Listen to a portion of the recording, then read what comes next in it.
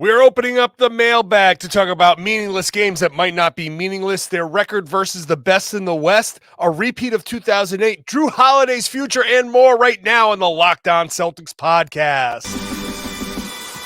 Thanks to Blockbuster Brand, it's holiday season, drop Jrue in the mix. And 3 from KP, no we not on the Knicks. Flushing competition like Al on Giannis. Juice and Big Deuce, still Beantown's finest. Banner 18 going up in the rafters. Watch the C's game in locked on after. Karalis on the breakdown, clutch like a tip from D. White on the breakdown. John on the mic, documenting domination. Matter pen a back bay, it's all C's nation. Rain and Jace, how it started, raising business, how we finish. Locked on Celtics pod, home of the winners. Peace. Hey there, welcome back to the Locked On Celtics podcast, right here on the Locked On Podcast Network, where it's your team every day, and I've got you covered every single day, Monday through Friday, plus bonus podcasts on the weekends when they play. Hey, I was in New Orleans when they didn't play on Friday. I'm on a 20-game stretch in a row, 20-day stretch in a row, 20 straight podcasts for you by the time this week is over. So make sure you are subscribed wherever you get your podcasts. Watch the show on YouTube. Hop into the comment section. Let me know what you're thinking. I'm John Karalis. If you don't know me by now, I used to play a long time ago. Now I'm a beat writer covering the Boston Celtics. And today I'm opening up the mailbag. I'm back from NOLA. That was a great time. As always, I never miss an opportunity. It's a great view from that arena. And they had me sitting basically next to Sean Grandy and Cedric Maxwell. So I got to kind of like listen to their broadcast as that was going on. Let me just tell you something about Sean Grandy. Just perpetual motion over there. The man is just constantly going between calling the game and tweeting things out in real time. I just don't understand his capacity for multitasking. I have 2 screens in front of me and I can barely keep it together. I don't know how he does his job, but he does it extraordinarily well. And I thank him for kind of letting me in there, being able to sit next to him. That's where they put me, and like just kind of sort of like keep an eye on the broadcast as it was going. It was a good time. That was a really good time. By the way, today is the most dangerous day in all of sports. It's April 1st. Be careful out there on April 1st. I do not participate in April Fool's jokes. None of this is an April Fool's joke. Nothing I'm saying, even though if you disagree with me, like April Fool's, right? Nope. No April Fool's for me. Watch out on Twitter. Don't fall for fake stuff. Let's get into the questions. Mike says, you say these end of season games don't mean anything, and I agree. These games are for figuring things out. But why then did the Celtics go to the same old play, give Tatum the ball at the end of regulation against the Hawks, blah, blah, blah, blah, blah. It's the number one complaint that people have. End of the fourth quarter, close game. You give the ball to Tatum. He takes a fadeaway 3. I'm with you. I don't like that shot. It's not the best shot in the world most of the time. Sometimes, look, tie game in the right situation. Now, they had a foul to give in that spot. They took it. Getting Tatum the ball with 5 seconds to go was difficult. I think in that situation, what we've seen since then is I think you can go to a different option. Option number 1, Jayson Tatum. Absolutely, I get it. But run some other things that, hey, if it's Jaylen coming off, if it's Porzingis getting a post up, you can run multiple actions to get the type of, the look that you're looking for. If they want to send 2 to Tatum and take him off the ball, then, oh no, I've got to give it to the other All-NBA guy, Jaylen Brown, or I got to get it to Kristaps Porzingis, former All-Star, who's the most efficient player in the post, or it's Jrue Holiday or Derek White, whichever one of them is not inbounding, shooting a shot, and I trust both of them to shoot the shot.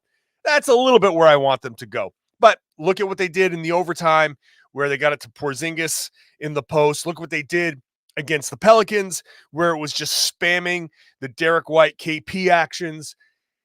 They are showing some diversity there and the willingness and the trust to go down. And it's not the only time they've done that. They have gone to other things. I remember writing a piece earlier in the season, I forget which game it was, where the Celtics closed out a game and it's like, oh, look, It was KP, Derek White, Jaylen Brown. And you said, this is what they're capable of. It depends on how they're being defended, but they are open to getting some other things. So, but one thing we can't do, and I'll fold this into Jack's question. Do you trust Tatum with the final shot? Every time Tatum gets the ball, I think there's a small but vocal reaction to be like, oh, here we go again. And yeah, he doesn't hit a ton of shots in those spots.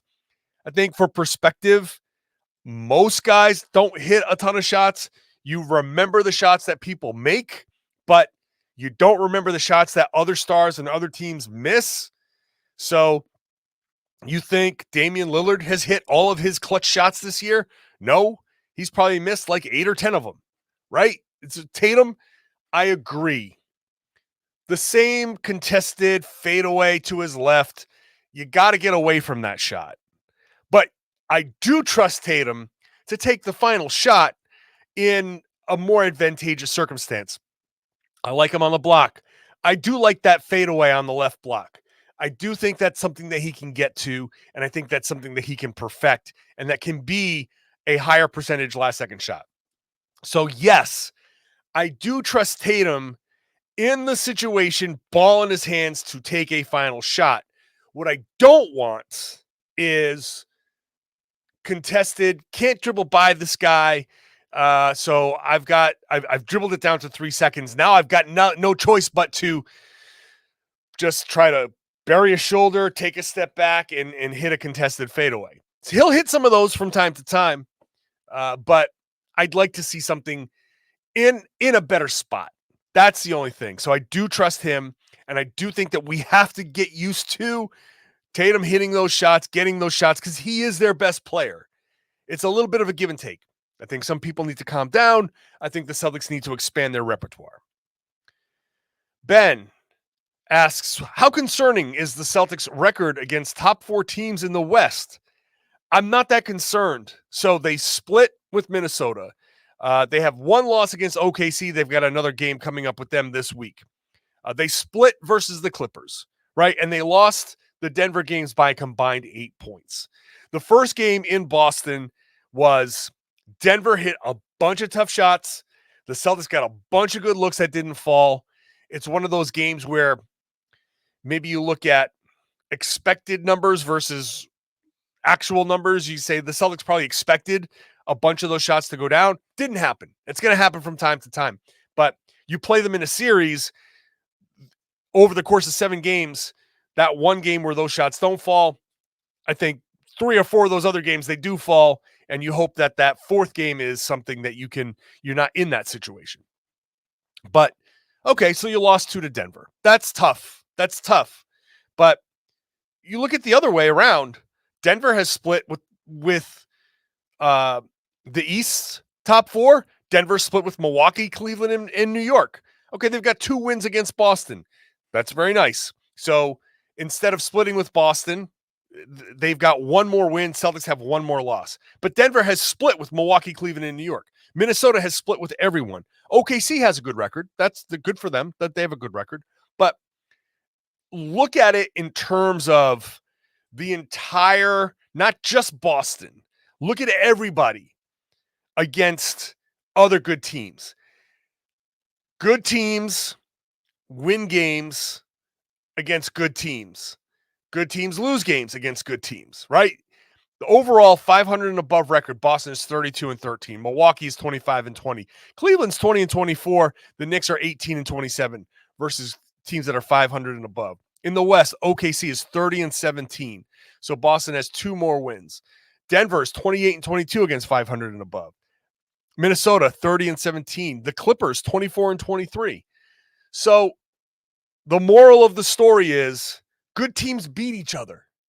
And that's no good team is going to have a stellar record, or I shouldn't say no good team because OKC does have a pretty good record.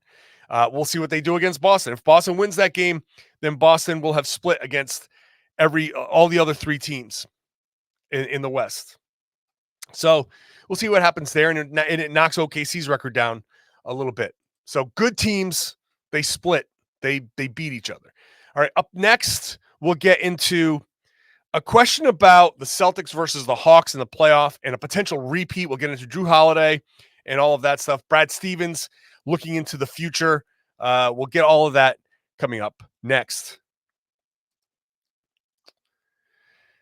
Today's show is brought to you by Prize Picks.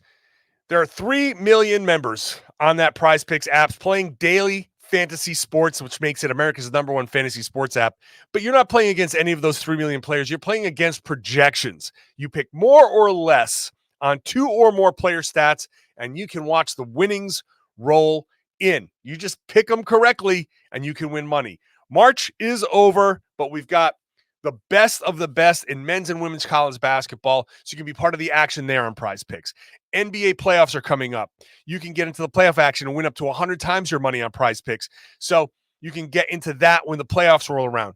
You can now win up to 100 times your money on Prize Picks with as few as 4 correct picks. You can turn $10 into $1,000 with basketball, hockey, college basketball entries, all on Prize Picks. It's America's #1 fantasy sports app for a reason. You can go into anything. You want to pick Caitlin Clark, you want to pick Kevin Durant, you want to pick Anthony Davis, whatever. Pick them all. Download the app today and use code LOCKEDONNBA. You get a first deposit match up to $100. The code is LOCKEDONNBA. When you download the Prize Picks app, the first deposit match gets you up to $100, whatever you put in there.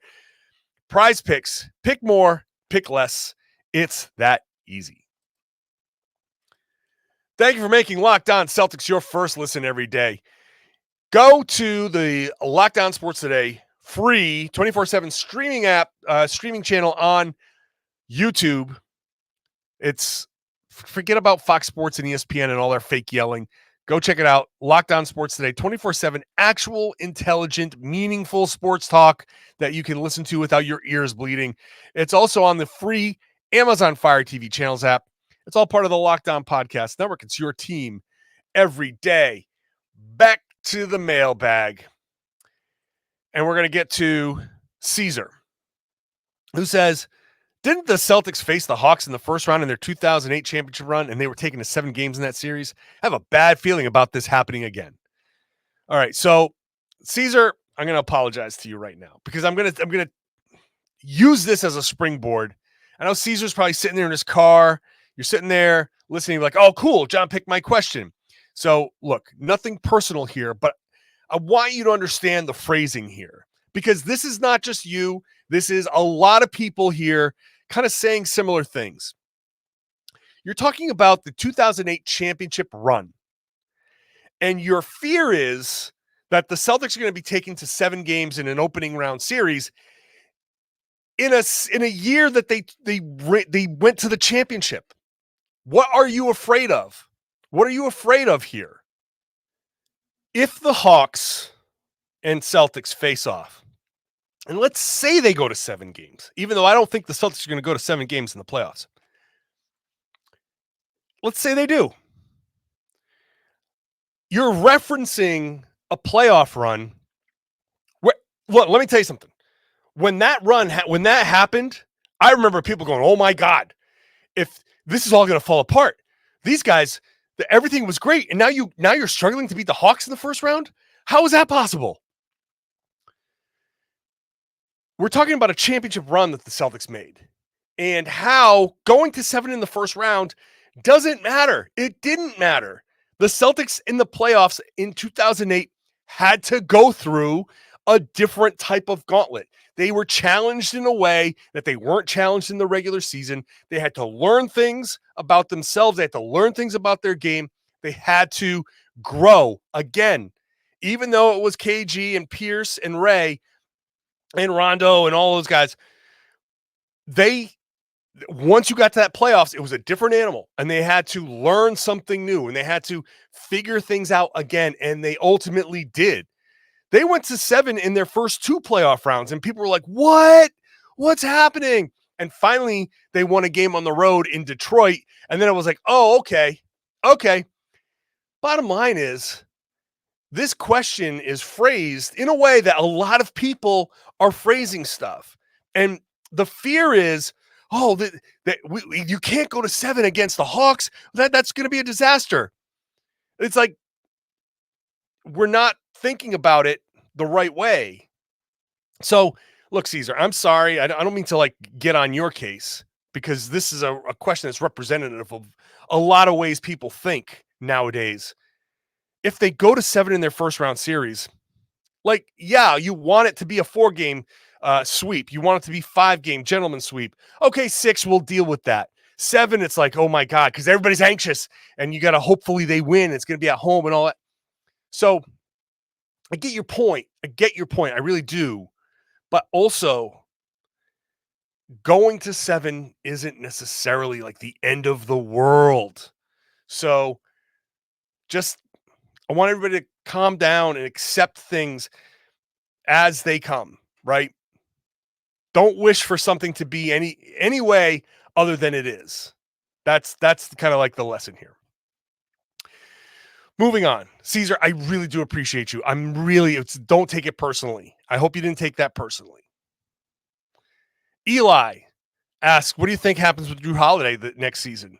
He has a player option for $37 million. Do you think he picks it up? Do you think he declines it, get a longer term deal? Or does some team come over the top with a $212 million max contract? So Scal kind of referenced this in a broadcast the other day. And there are teams out there with this new CBA structure. There is a risk that a team, and he referenced the Detroit Pistons, so we'll just use that example. The Pistons can get to Holiday's agent and be like, look, man, I know April 1st is here. He's eligible for an extension in Boston. We're just going to let you know that if he declines, if you don't want to work something out there, we have 2 years at full max money for you. So just keep that in mind. And that's going to be a consideration. It's going to be more money than Boston's going to offer. What I think Boston's going to try to do, it's the old Al Horford plan when he left for Philly the first time around. Can they get him to turn down $37 million next season and say, look, Jrue, we want to keep you and we'll give you the number you're looking for. We're going to give it to you over 4 years, right? You'll get all of it. And who knows, maybe that last year is going to be more money than you would have made anywhere else. But if you do us a favor and drop to 20 million, let's say next year, I'm just pulling a number out at random. Let's say 20 million next year, and you can get us down below that second apron. If for some reason, somehow the Celtics can get to a number with him that gets them below a number with, that they can manage and get under that second apron and they can do some business the way they wouldn't normally be able to do. Or even if it's just, hey, you're going to save us a ton of money on taxes. It's going to allow us to do some things. We'll get it back to you on the back end. I think Boston would love for him to decline that player option and sign we'll say 4-year deal or 3-year deal and have it be kind of like really backloaded and as much as possible. So that would be the plan. But I would not rule out a team making a play for him and like a max money play. The question is, what does he value at that time? Has Boston won a championship? And does he think he's going to win another championship? I think Holiday is much more championship driven. So if you can make the money kind of work close to what he's looking for, I think he's going to be good. So I predict that he stays and it goes up, but I don't think he picks up that player option. That's the goal anyway. And Steve asks, did Brad and the Celtics know ahead of time that all of the major pieces we traded away would either get hurt or flop this season?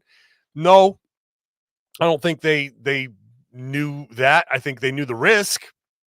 And might have been why they were willing to trade some of these guys away. But look, Robert Williams got hit on the side of the knee. And maybe the Celtics knew that his knee stability was such that any kind of thing that, an injury like that where he gets hit, where other guys might have more stability in their knee, they can that would be a sprain. And for him, it's a more catastrophic thing. Maybe they knew that was possible, but it's not like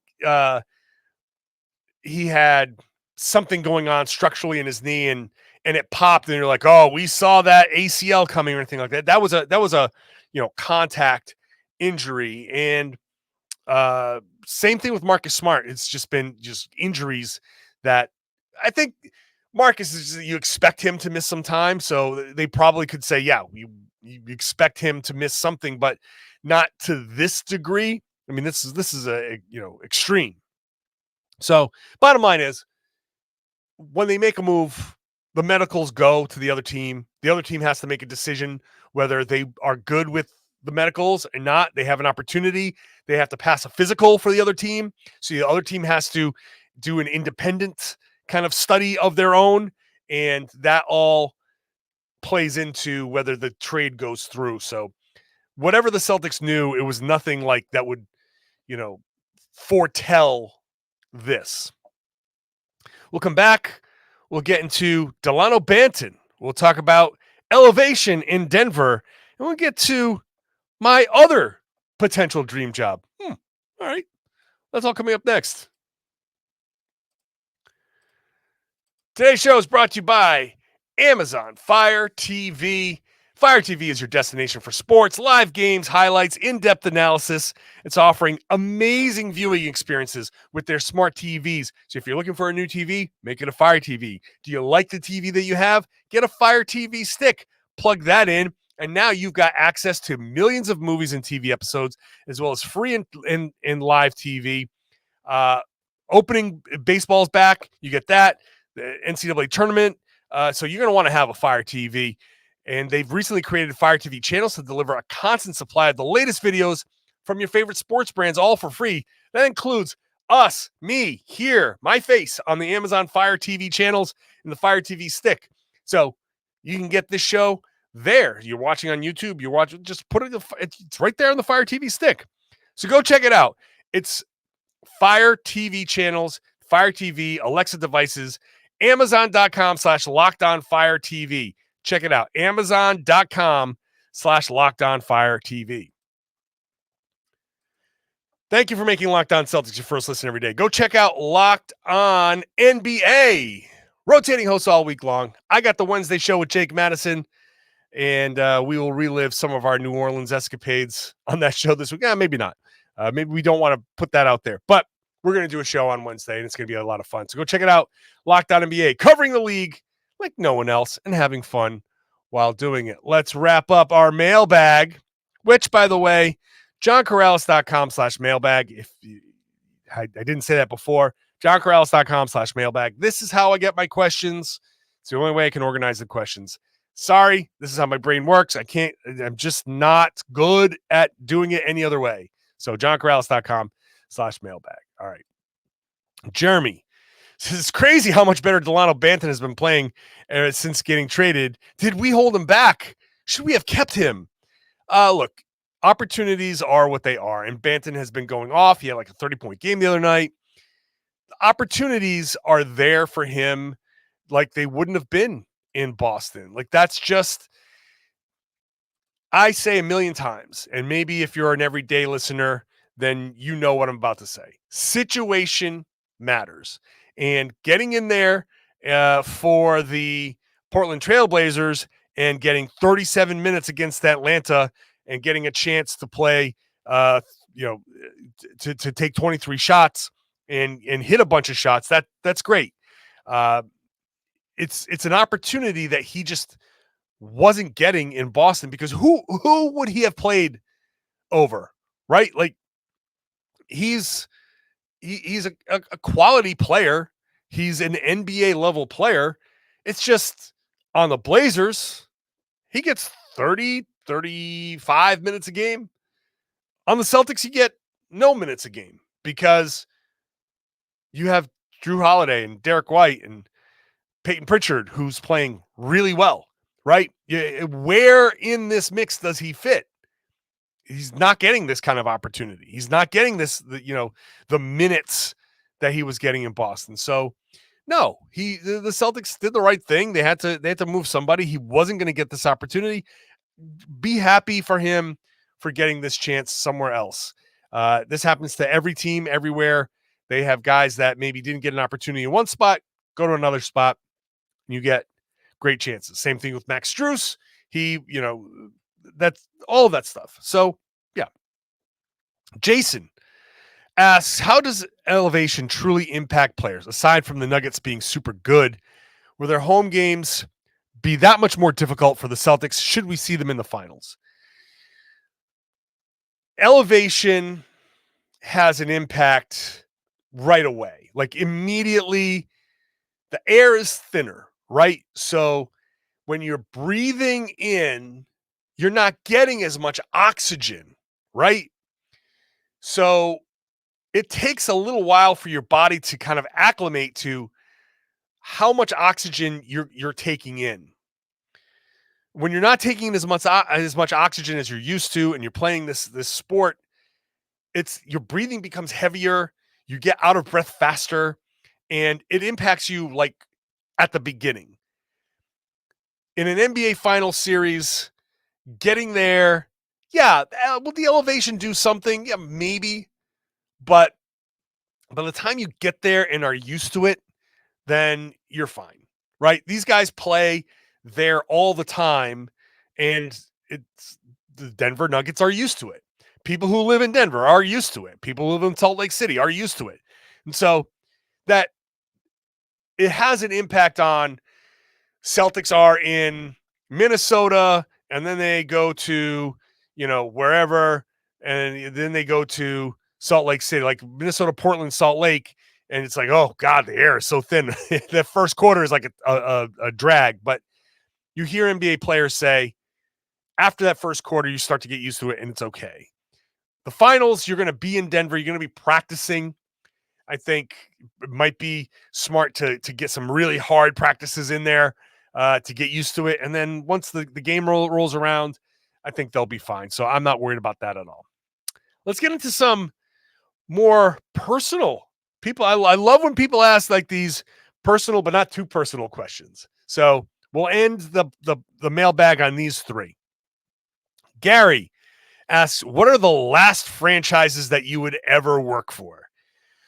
Well, I think it's obvious, like, just because of my roots, could I ever work for the Lakers? Probably not.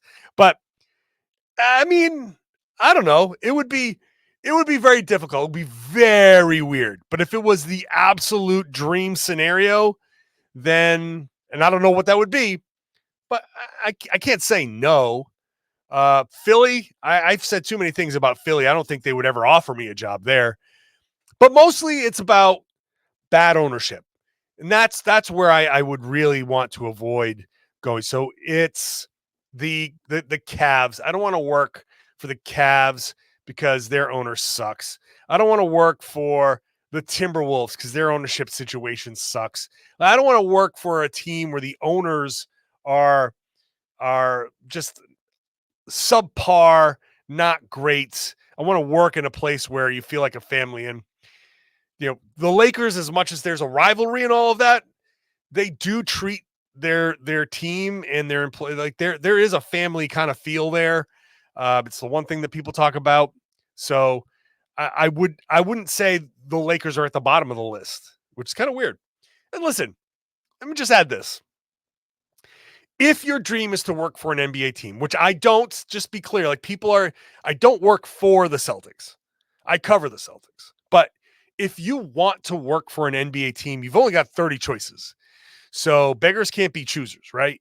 If Paul Pierce and Jrue Holiday and some of these other guys who came up in LA can become Celtics and, live their dreams and do it in Celtic green, then if you have a dream and a team that you didn't expect offers it to you, you better take that. You better take that and live your dream and just be part of a different organization. If you want to change teams, you can change teams later, but you're not in a position with such limited, like 30 teams. That's it. To be like, oh no, I'm going to wait for another opportunity, a dream opportunity with another team because I grew up, I didn't like Kareem and I didn't like Magic and no. So yeah. Ernest says, besides the Celtics, which teams are you low-key rooting for to do well in the playoffs this season? I'm going to go with OKC. If the Celtics can't win out west, I'm pulling for OKC. I know there's some Emerson basketball connections in OKC, so there's obviously something there. But also, like, they're a fun team and a fun story, and man, that would be fun. So I'm definitely rooting for them. I like the Pelicans. I'm definitely rooting for the Pelicans to do well because I would love to go back to New Orleans in June and have some fun there during the NBA Finals. In the East, if it's not Boston, let's just say, okay, you cannot pick Boston. The only other team that I could sit there and be like, okay, you know what? This would be cool. It'd be the Orlando Magic. No one hates the Orlando Magic. Yeah, Paolo Banchero. You got some. It'd be interesting. That would be fun. It would be fun to see Orlando do well. And hey, maybe Boston Orlando would be a second round matchup. That would be fun. It would be tough too, but yeah, those are my teams. And then finally, Patton asks, besides writing about the Celtics and formerly playing basketball, what would your dream job be? This is interesting because I worked towards this job. Like my dream job here is something that I worked towards. I actually went to school for broadcast journalism. So I know about working around a microphone and a mixer and all of that stuff. I was geared up towards that. So if I say I would love to be a great chef, well, I haven't worked towards any of that. So that would be just like a stab. It'd be like, hey, quit and open up a food truck. I can't cook. I'm Greek. I'm legally required as a Greek man to be able to cook. I have to own I think they kick me out of the tribe if I don't open up a pizza place by the time I'm 60. So I'm running out of time there. So there's that. I would love to be an actor. I think I would be, I'd have to learn, but I would love to be an actor. I think that would be fun. I think, and part of why, just like here, there's a lot of pretending. There's a lot of pretending that I know what I'm doing. So yeah, I'll be an actor. I think the cool thing for me would be to be the person who just dies regularly at the beginning of a Law and Order episode, like just different Law and Orders, and I'm just the guy that gets discovered or does the discovering in the opening kind of scene. That I think that would be the pinnacle. Or bad infomercials. I think that's about where I would land. So thank you for the questions, everybody. JohnKaralis.com/mailbag is where you submit. I would answer them once a week, Mondays if I can, because we like the alliteration of a Mailbag Monday. But I try to get as many mailbags in as I can because people keep asking. They want to ask. And it's fun to get like questions, things that I might not normally have discussed, to kind of get those things out there. So thank you so much for submitting. Thank you for listening. Thank you for watching. Thank you for sharing the podcast. Spread the word. Tell everybody they should be listening to and watching the Locked On Celtics podcast. It's right here on the Locked On Podcast Network. It's your team every day.